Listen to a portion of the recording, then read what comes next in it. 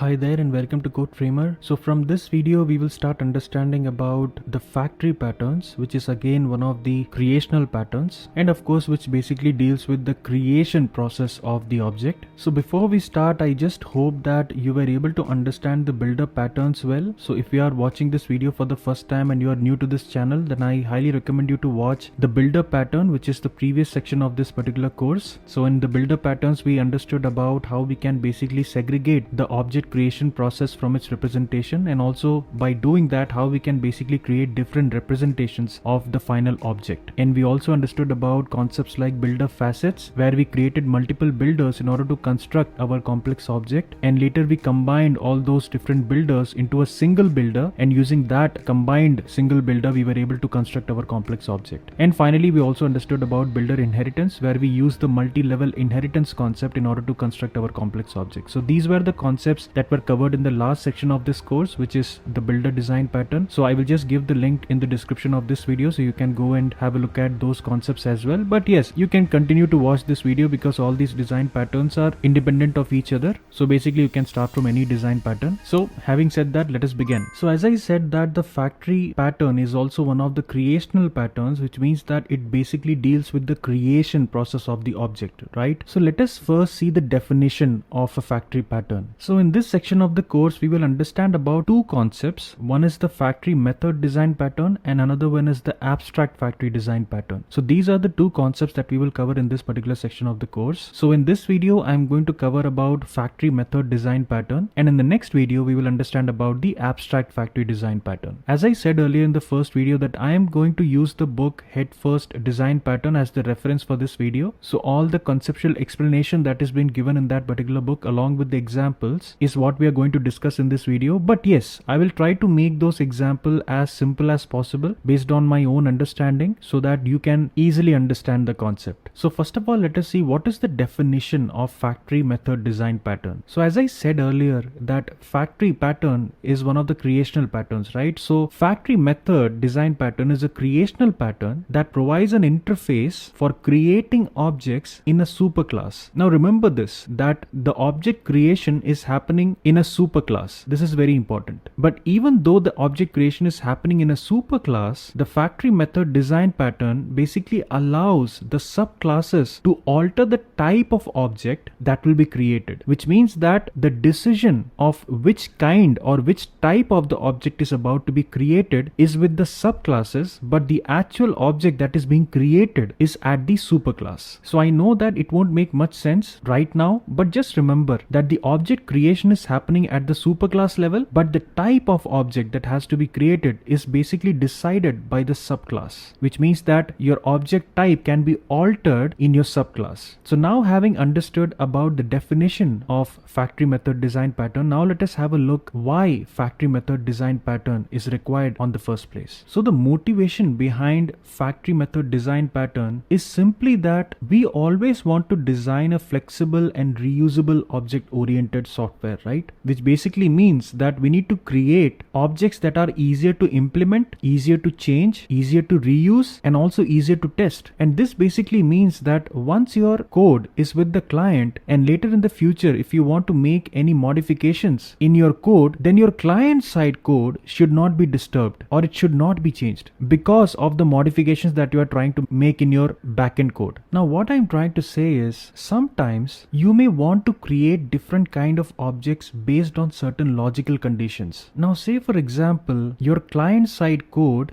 demands you to provide different animals, which means that the kind of input that is being provided to you from your client side code, you will have to provide corresponding animals object in response. So say for example if your client code demands you to provide a dog object, then you will have to provide it with the dog object, right? And similarly if it asks you to create a cat object, then you will have to provide the cat object to your client side code. So in order to do this, what will you do? So you can go ahead and simply create a class called animal, and from that animal class you can basically create different objects of different animals. Say for example a dog or a cat or a horse or any other animal. So in order to do this, what you can do is you can create different classes for different animals and you can inherit the animal class into these concrete classes. And now once you have created all these concrete classes of different animals, if your client code demands you to provide an object of a specific animal, then you can basically provide the instance of that particular class to the client, which means that if the client demands an object for dog, then you can basically create an instance of the class dog, and then you can provide that as the response to the client request. So as far as this kind of a design is concerned, there is no problem as such, right? So if client demands a certain animal object, it will be provided with that object. But there is one problem here. Now say for example the client does not know initially that which animal it wants. So which means that you will have to write different if conditions or conditional statements in your client side code in order to decide which particular animal object it wants. So you can have these multiple conditional statements there. So say for example, if the animal type argument in your client side code is dog, then you will return the dog object. If it is cat, then you will return a cat object. And if it is horse, then you will return a horse object. But you have to write all these conditional statements inside your client side code in order to call the appropriate animal object. And this is where the problem really lies, because in future if you want to add any more animals into your application, then in that case you will always have to go into your client side code and make modifications in these conditional statements, which basically means that you will have to add more if conditions in order to add those new animals. And this is something that you would never want, right? Whenever you are trying to make any modifications into your application or the design of your application, you will always have to go to the client side code and make modifications there. So this won't be a good experience to the client who is using your code. And this is exactly where factory method patterns comes in. So is there a way that we can have a code which could take input from our client side code and it could decide which kind of object is required by the client? So which means that in future, if we add any more animals or any other objects into our application, then we won't have to make any changes in the client side of the code, and you can simply make those changes inside your internal code. So is that possible? Yes, this is very much possible using the factory method design pattern. So instead of having all these conditional statements inside our client side code, using which we were able to decide which kind of object we want at the client side, so instead of doing this, what we can do is we can create a separate factory class, and this factory class will be responsible to take the input from the client side and then decide which is the exact or the appropriate object which has to be passed to the client's request. And this would mean that in future, if we want to make any modifications into our design, or if we want to add some new categories of the object, like in this case different animals, then in that case we don't have to go to the client side of the code and make any modifications there, because that won't be required. And why is it so? It is because now the client side code will only tell you what kind of an object it wants. It is not bothered about how you are going to create the object or how you are going to decide that which is the appropriate object to be returned to the client's request. So the client code is not bothered about anything now. So now the client code can basically just give you an input that this is the kind of object I want, and now this request goes to the factory, and now the factory is responsible to create the appropriate object in order to respond back to the client side of the code. So I hope that now you are able to understand how powerful this can be, because just imagine that if you have a complex object for which you have numerous conditions, different conditions based on which you have to create different types of object, then such decisions you can take within your code itself if you have implemented the factory design pattern, and you won't have to code anything as part of the creation part of the object into your client side of the code. The client side of the code can be completely decoupled from all the process or the code that you have written to create the object. So I hope that now you are able to understand how powerful factory design patterns can be. And because of this, you could imagine that now your code will become easily implementable, right? And it will be easier for you to make any changes. So as I said that if you want to add new objects or new types of objects into your application, then it will be easier for you because you don't have to touch the client side of the code. You will have to just go inside your factory class and add new categories of the object, which basically means that you will have to make changes only inside your internal code. You don't have to make any changes in your client side of the code. And this also helps you to make your code more testable, and also it is more reusable now. So this is the main motivation behind using the factory design pattern in general. So now after having understood the motivation behind factory design pattern, now let us see what are the different implementation steps of the factory design pattern. So as part of the implementation, first we will create the interface common to all objects that can be produced by the creator and its subclasses. So in this diagram, as you can see that we have an iProduct component, right? So that will be our interface, which will be common to all the objects, the final objects that we are going to create. And then we will create the concrete implementations of this particular iProduct interface. So the three boxes boxes that you see in the end are those concrete implementations of the product. So these are the final products that we are going to respond back to the client side of the code, right? So which means that now you can consider this component of iProduct and also the concrete implementations of the iProduct, which is nothing but your interface product, as the part of the code which will basically create the final object for the client. So what I'm trying to say is this is the part of your code where the object creation will actually happen. Now the decision of which kind of a product is required will be taken by your factory class. So which means that the type of object that has to be created by this component will be decided by the factory class, and that will be decided based on the kind of request that has been received from the client application or the client side of the code. So as you can see in this diagram that the client is basically asking some type of the object to the factory class. Now the factory class decides based on this request from the client that which particular concrete product component will it have to call in order to construct the corresponding object. And once it has decided, it will simply call the corresponding concrete product class, out of which it will create the object, and then it will respond back to the client side. So which means that we will create all these 4 components in our code, and we will see the example very shortly. So the first component that we will be creating is the iProduct component, which will be like an interface. So basically in this iProduct component, we are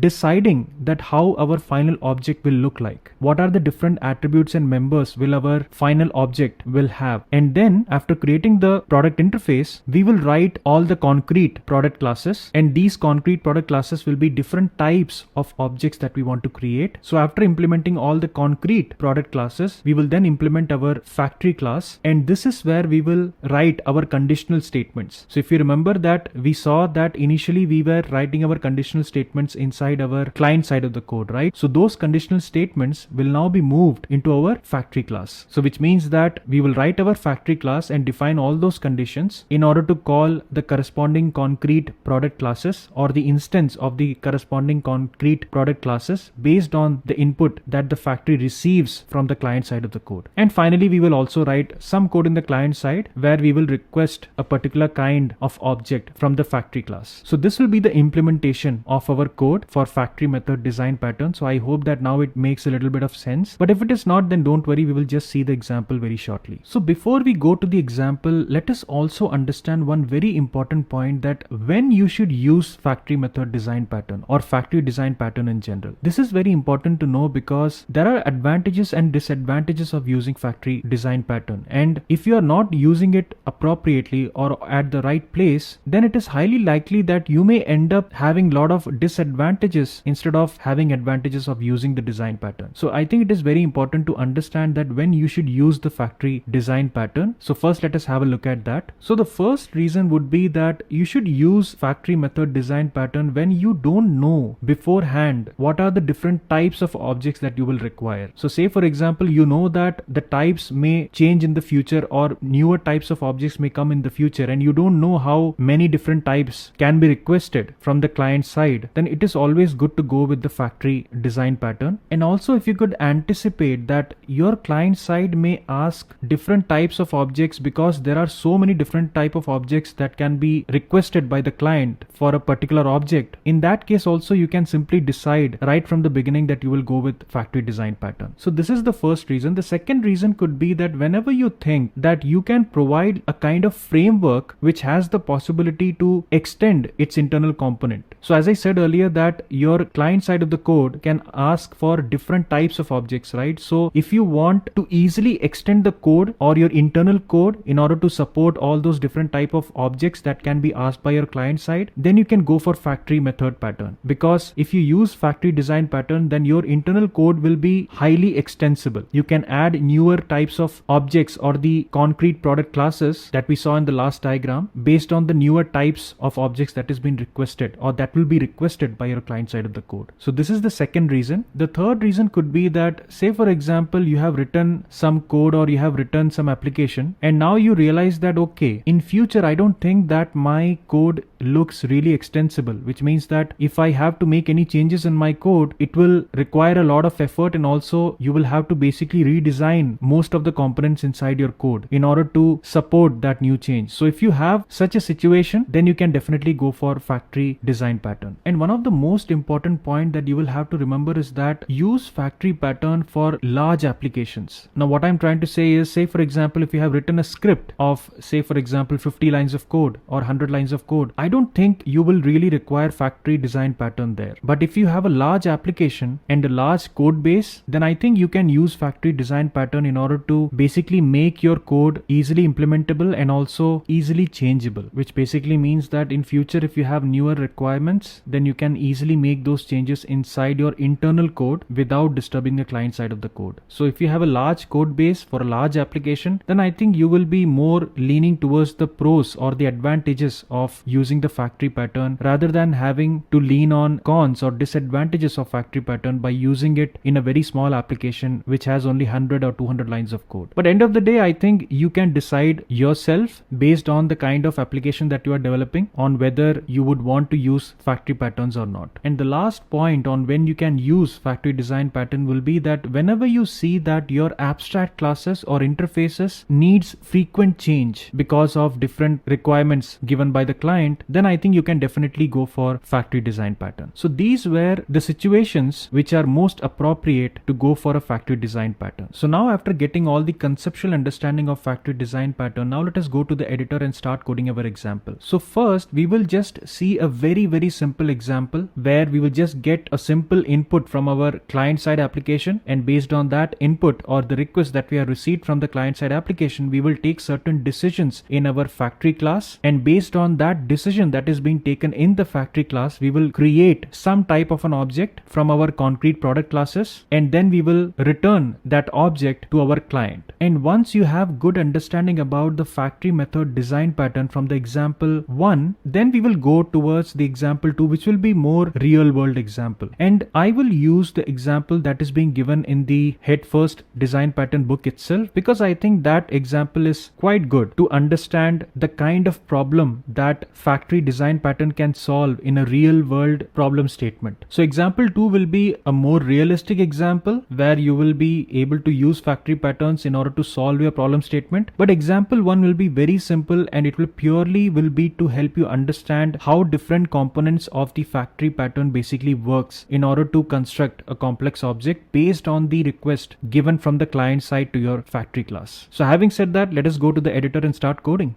Okay, so as I said earlier that initially we will take a very simple example to understand about factory method design pattern. So as an example, just imagine that your client wants you to provide different fruits, right? Now, say for example, if your client provides an alphabet A as the input to your factory, then in that case your factory should be able to return at least 3 fruits which starts with that alphabet. So say for example, if your client provides alphabet A as the input, then your factory should be able to return an object which will have fruits like apple, avocado and apricot, because all of these fruits basically starts with the alphabet A. And similarly, if your client provides an input B, then your factory should be able to return fruit objects which starts with the alphabet B, for example banana or blueberries and so on. So before we start to code, I want you to remember this particular diagram that we had a look just a while ago, because you will be constructing each and every component one by one in our code. So just have a look at this particular diagram, and I want you to completely imprint this particular diagram inside your mind, because in future when you will be writing factory method design pattern, or basically you will be using this particular design pattern, then this particular diagram should come in your mind so that you can construct each and every component of this particular design pattern one by one in order to use this design pattern, right? So first, in this particular diagram, we will construct our iProduct component, which is nothing but the interface or the interface class of our object. So in this case, since we have to return fruits as the response to our client request, we can create a class. Say for example, we can write class and then we can name this as iFruit. So this will be the name of our class, which basically denotes the iProduct component in this diagram. And we have to create this class as an abstract class, right? So we can import, so from the ABC module, we can import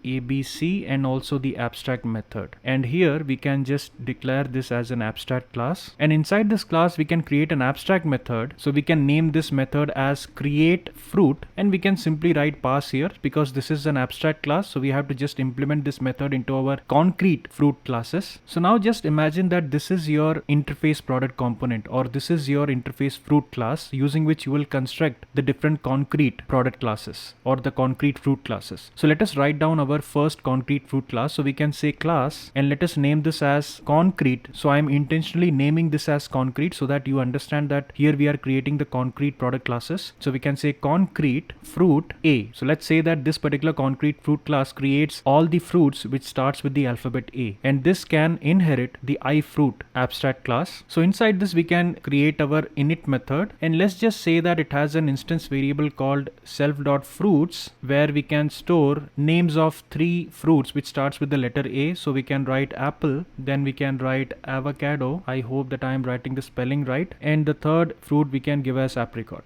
And now we can create the next method, which is the create fruit method. Remember that we have inherited the iFruit abstract class into our concrete class. So we have to basically implement this particular method create fruit. So we can write def create fruit, and here we can simply return self.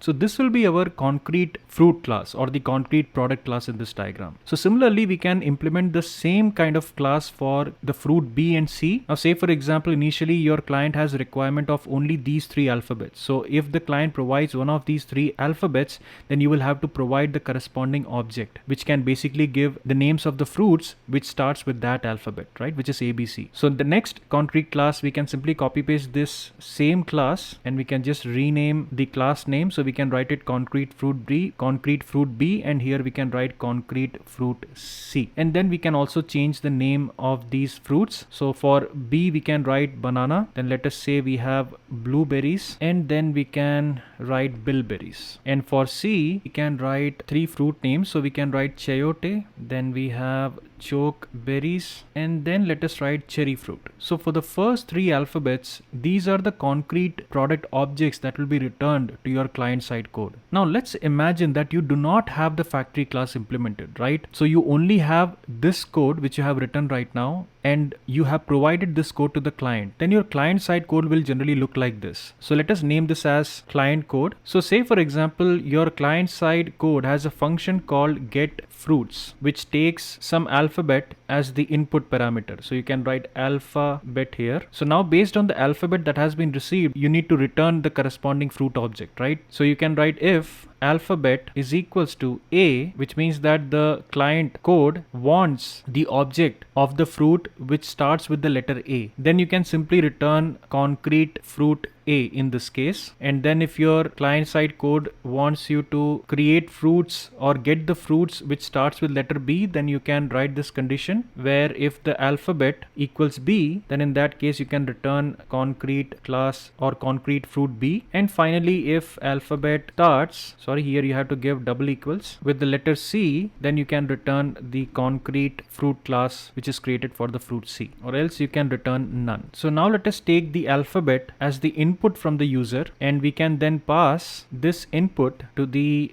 get fruits function, and then we can simply print the fruit list which is received from the object, right? So if you remember that here we are storing the list of fruits inside the self.fruits instance variable, right? So when this particular function is called, it will return us the corresponding concrete product object. So now if we execute this code, then it is asking for the input from the client. So the user can provide, say for example, A as the input. Then if you press enter, then as you can see that we are getting the list of fruits which starts with the letter A. So now here, when you provided the input as A, this input went inside the get fruits function as the input parameter. And then here, based on the different conditional statements, a decision was taken by your client side code on which particular object has to be created. And based on that decision, corresponding object of the concrete fruit class was returned to you as the output, right? And this is not something that we want, because in future if you want to add more types of fruits which you would want as the output from your code, then you will have to make changes in this client side code, right? So say for example, if you want to have different fruits which starts with the letter D, then again you have to come to your client side code and you have to write if alphabet equals D and return, say for example, a concrete class which was created for D, and this object will eventually return you all the fruits which starts with the letter D. So every time you want to add newer categories of fruits into your code, then you will have to always come inside your client side code, add the if conditional statement, and also make a change inside your internal code where you have to add the concrete fruit classes for different types of fruits which starts with different letters. Now making the changes inside your internal code is not at all a problem, but every time if you have to make change inside your client side code, then that is not at all a good design. So this is the exact situation that we will be in if we are not using the factory design pattern in such situations. So now let us start using the factory method design pattern in order to solve this particular problem. So in order to solve this, from this diagram, now we are going to write a class which is nothing but our factory class, and we will move all these conditional statements inside that factory class. So let us start writing our factory class. So let us say that the name of our factory class is fruit factory. Now inside this factory class, we can create a static method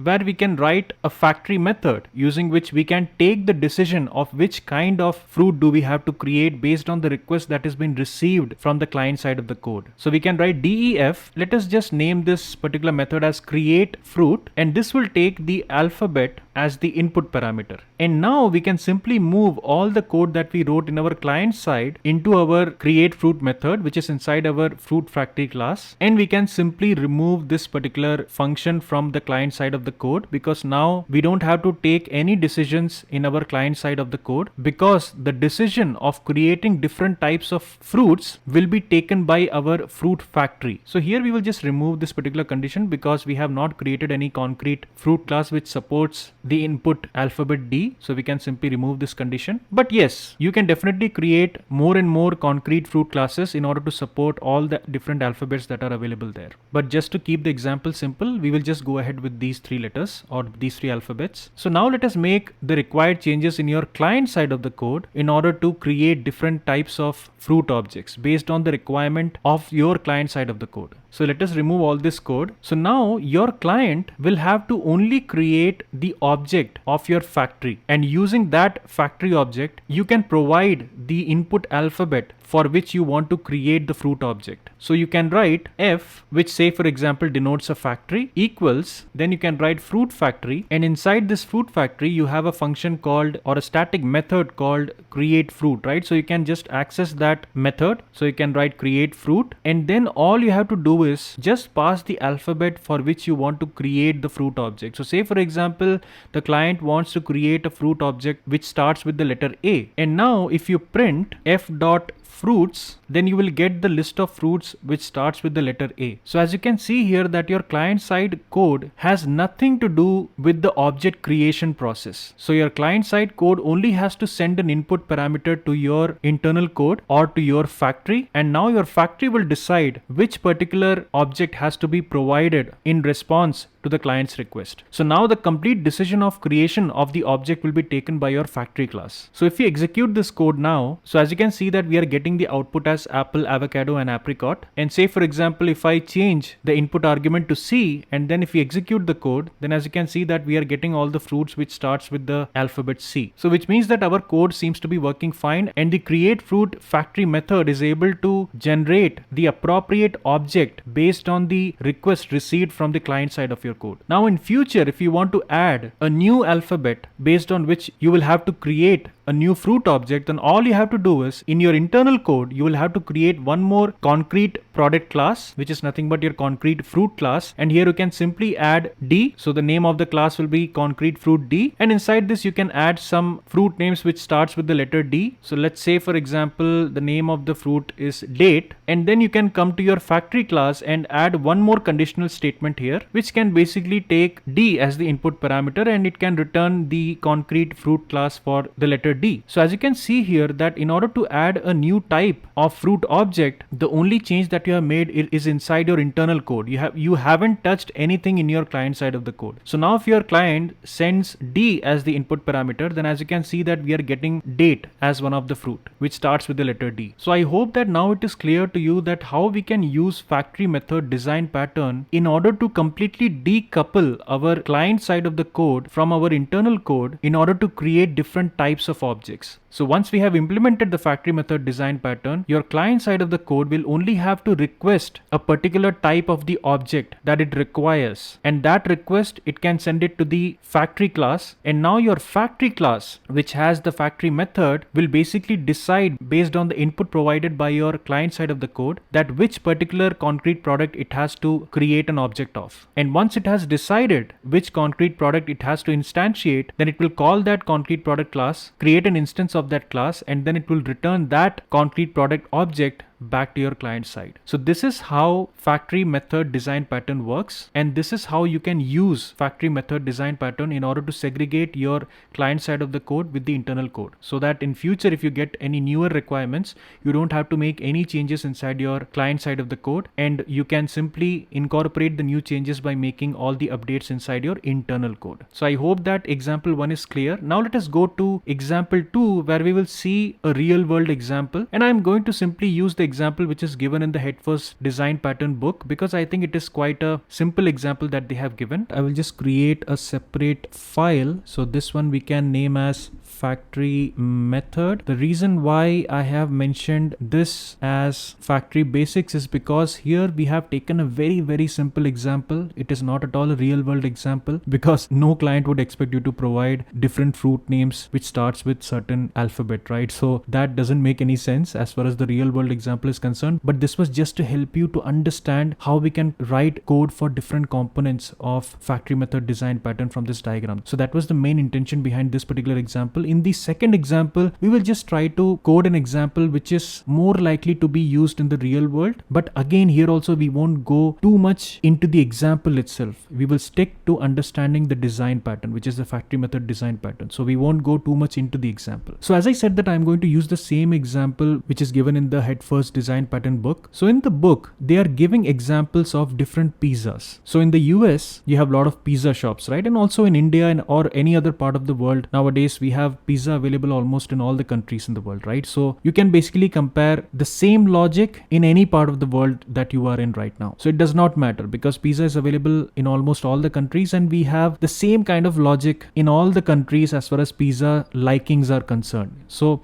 in the book, what they say is that there are different pizza shops across United States, and in each city people like different flavors of pizza. Like they have different taste when it comes to their likings of a pizza. Now say for example you have a veggie pizza. Now in the book what they are saying is, in New York people would want a little more cheese in their veggie pizza, but when it comes to Chicago they might need little less amount of cheese but more veggies in their pizza. And similarly in some other part of the country they might need a little more sauce in their pizza. So in different localities people may have different taste likings for the same kind of pizza. So now you could imagine that in order to support or in order to make your code extendable for so many different requirements, right? Because there are so many different places, so many different cities, and in each city people have different likings. Also you have so many different types of pizzas out there. So for each pizza, if in each different locality if you have different kind of likings, then you could imagine that how many different types of pizzas you can create. So I hope that you are able to understand how complex it is to create a particular pizza based on the liking of the people of a particular locality. So what if I tell you that you create a code or you write a code which I can provide to any of these pizza shops that are available in any part of the country, and they will be able to write or extend that code in order to create pizzas based on the likings of their own customers or the likings of their local people. So say for example if you provide this code to a New York pizza shop, then they should be able to basically extend extend the code to create pizzas which their people like. And if you provide the same code to a Chicago pizza shop, then they should be able to extend this code in order to create pizzas based on the likings of their customers. So this is your requirement. So in order to do this, we can use the factory method design pattern, right? So let us start coding and see how it goes. So first, remember the diagram that I showed earlier, right? So first we will construct our iProduct component, which is nothing but the component which basically decides the kind of attribute and members that should be available in your final product object, right? So here, since we have to create pizza objects, let us name this particular iProduct component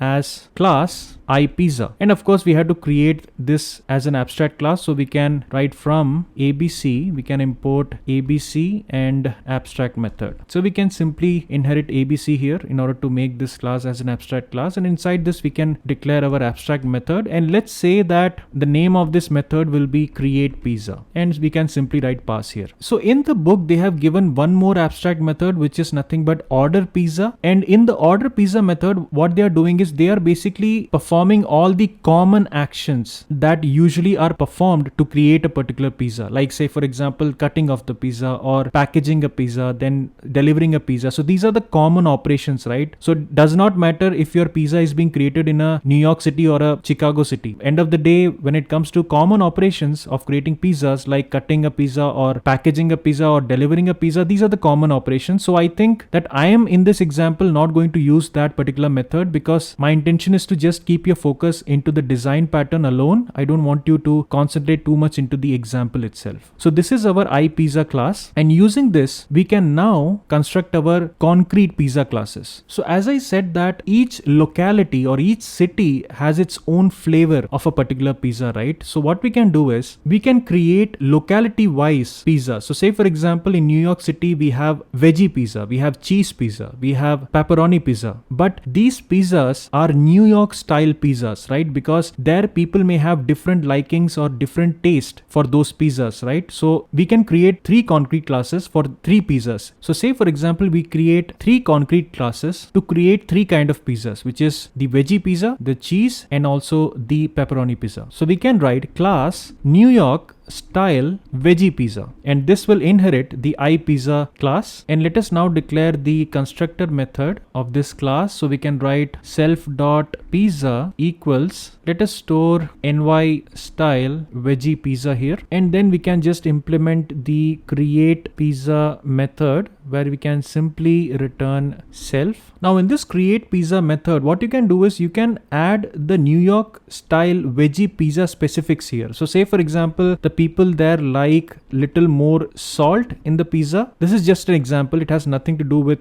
what people really like there. So I have no idea about that. So this is just to give an example. And let's say they like less cheese and they like lot of veggies. So these are the 3 specific things that the people in New York like about veg pizza. So to all the pizza lovers out there, I don't want to hurt your feelings, just take it as an example. So this is the concrete implementation or the concrete class for New York style veggie pizza. So let us create same kind of concrete classes for cheese pizza. So when it comes to cheese pizza, we can just change the name of the pizza. So this is New York style cheese pizza. Sorry about the spellings here. Okay. So say for example, when it comes to cheese pizza, they might like less amount of salt, then maybe more cheese and also less veggies. And finally, we can create a separate concrete pizza class for pepperoni pizzas, and we can just rename the pizza instance variable as well. So this is New York style pepperoni pizza, and here let's say they want more salt,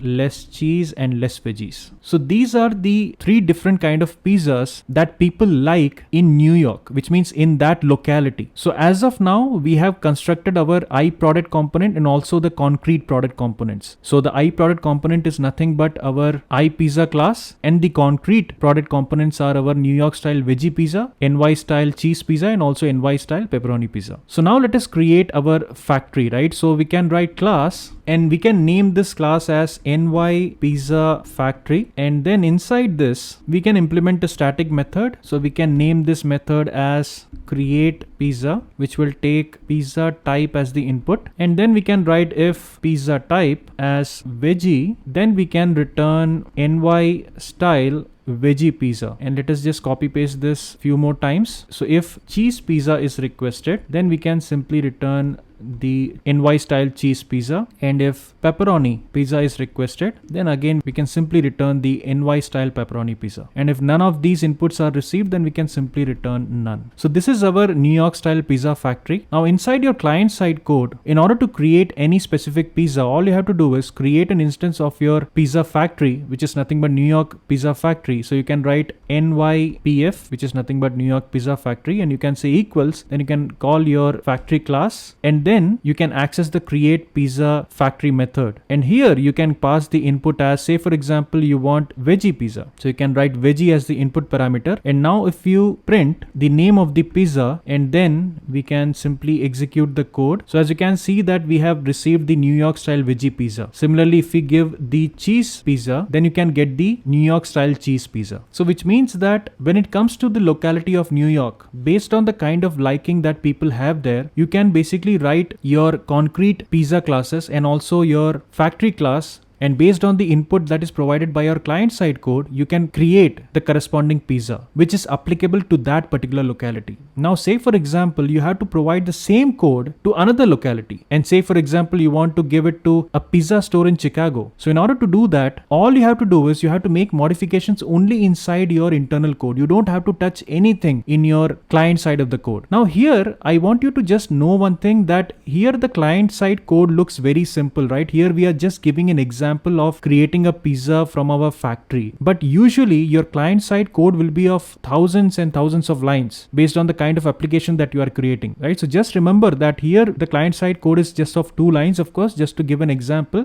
But when it comes to a real world application, your client side code might easily have thousands of lines of code, and when that code is getting executed, if the client wants some kind of a object from your internal code, then by just requesting that object to your factory, it can easily create that specific object that it wants. So I hope that now it is clear. So now let us say that we want to just extend this code in order to support the kind of taste likings of the people of Chicago. Then all we have to do is we have to create 3 more concrete product classes. We don't have to make any changes into our iPizza class for this specific requirement. So we can create 3 more concrete pizza classes, and here we can simply rename these concrete classes as Chicago style veggie pizza. Then we can have Chicago style cheese pizza, and finally we can have Chicago style pepperoni pizza. So now let us say that there people like less salt, more cheese, and less veggies when it comes to Chicago style veggie pizzas. So here also we can change the name to Chicago, and let us change the names in all these instance variables. And similarly, when it comes to the Chicago style cheese pizza, let's say that they like more salt, less cheese, and more veggies in their cheese pizza as well. And finally, when it comes to pepperoni pizza, let us say they like less salt, more cheese, and more veggies in their pepperoni pizza. And now since you have created different concrete pizza classes, we can also create a separate factory for Chicago pizza store. So we can simply rename, so we can change the name of this particular factory class to Chicago pizza factory, and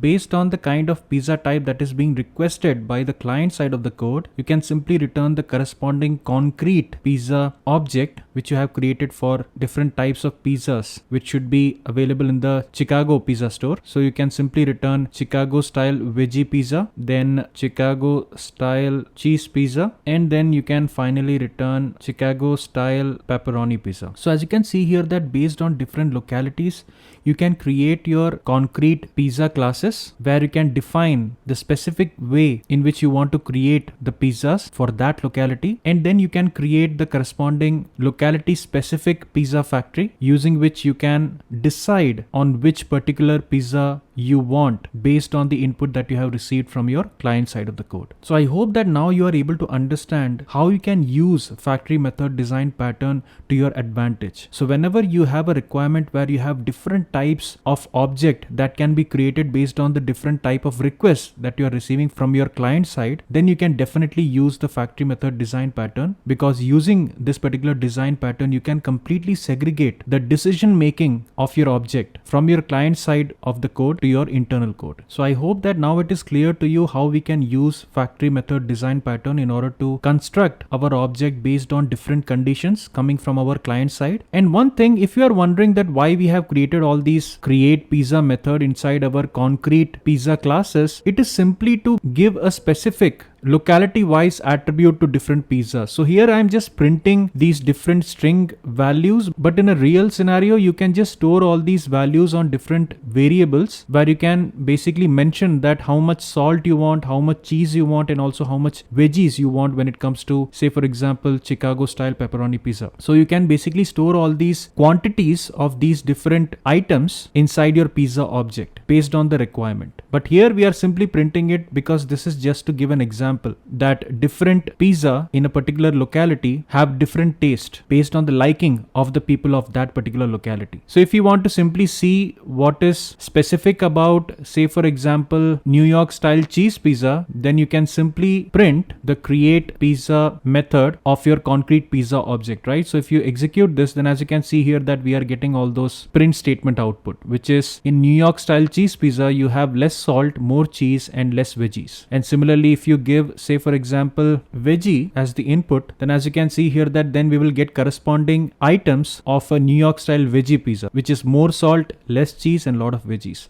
So this was about the New York Pizza Factory. Now if we want to use this code in a Chicago pizza store, then you can simply write CPF, which is Chicago Pizza Factory, and then you can call your Chicago Pizza Factory, and then you can simply call the create pizza method inside your factory, and then you can just pass the type of pizza that you want. So say for example we want the veggie pizza, and then again you can simply print the pizza variable inside your concrete pizza object, which you will receive in this particular variable from the create pizza method of your Chicago Pizza Factory. Because remember, inside your Chicago Pizza Factory you are basically returning the object of corresponding concrete pizza classes, right? So here you will get the concrete pizza object. In this case it will be Chicago style veggie pizza class object inside CPF, and using that you can access the pizza instance variable of that particular concrete pizza object. So now if you execute this, then as you can see here that here you are getting the Chicago style veggie pizza. So again you can simply print the create pizza for Chicago style veggie pizza as well. So you can just copy this CPF to this variable, and then you can simply execute this. So as you can see that we are getting all the specific items of Chicago style veggie pizza here. So I hope that now you are able to understand that how we can basically use the factory method design pattern in order to completely decouple our client side code from all the decisions that we have to take in order to construct a particular object. So now after having implemented the factory method design pattern, your client can basically ask for the kind of object that it requires, and based on the requirement of your client side object, your factory will be responsible to construct the corresponding or the appropriate object based on the request of your client side code. And once it has created that object, the factory will be responsible to return back the object to your client side code. And once the client code has received the corresponding object, it can basically use it further based on its own requirement. So I hope that now you are able to understand how you can use factory method design pattern, and this video really helped you to understand what is factory method design pattern, what are the advantages of using this particular design pattern, and also when you should use this particular design pattern. So I hope that now you have good understanding about factory method design pattern. In the next video we will try to understand about the abstract factory design pattern. So if you have good understanding about factory method design pattern, then I think it will be quite easier for you to understand about the abstract factory design pattern as well, but we will discuss that in the next video. So if you have any doubts or queries related to the concepts that were explained in this particular video, then you can definitely post those questions and queries in the comment section of this particular video. I'll definitely respond to you. And also if you have any feedback, suggestions, or any thought which is coming to your mind, then definitely you can post those also in the comment section. So having said that, I hope you enjoyed this video. So if you like this video, then hit that like button, share it with other code lovers, and also subscribe to CodeFramer for more videos in the future. Thank you and see you next time.